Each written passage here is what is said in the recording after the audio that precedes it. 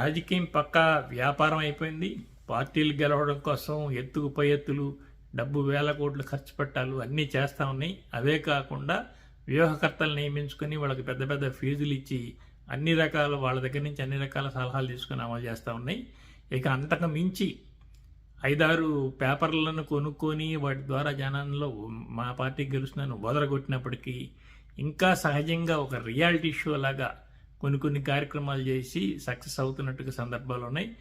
తెలంగాణలో సునీల్ కనుగోలు కాంగ్రెస్ పార్టీ కోసం చేసిన కార్యక్రమాన్నే ఆంధ్రప్రదేశ్లో రాబిన్ శర్మ తెలుగుదేశం పార్టీ కోసం చేస్తున్నాడని చెప్పి వైసీపీ అంటుంది.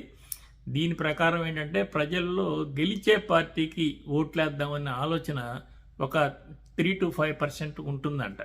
వీళ్ళు ఒక పార్టీ గెలుస్తుంది అనుకున్నప్పుడు కొంచెం ఆ భావోద్వేగానికి వీళ్ళు కూడా లోబడి ఆ పార్టీకి ఓట్లేస్తుంటారు. అంటే వాళ్ళు న్యూట్రల్గా ఉన్న వాళ్ళు అటువైపు మొగ్గుతారనమాట.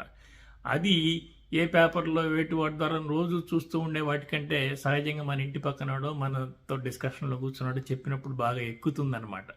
దాన్ని ఆసరా చేసుకొని సహజంగా మాస్ ఏరియాల్లో అంటే 10 మంది టీ తాగే చోట 10 మంది కూడిన రచ్చబండల దగ్గరికి వెళ్ళి చిన్నగా ఒక డిస్కషన్ స్టార్ట్ చేసి ఆ డిస్కషన్లో ప్రభుత్వ వ్యతిరేక అంశాలని వాళ్ళ మెదళ్ళలోకి ఎక్కించి అన్ని చోట్ల ఎలాగే అనుకుంటున్నారు, ఫలానా పార్టీకి ఎలా అవబోతుంది, ప్రభుత్వానికి వ్యతిరేకంగా ఓటు వేయబోతున్నారు అనే ఒక ఆలోచనని చొప్పించే ప్రయత్నం చేస్తున్నారన్నమాట.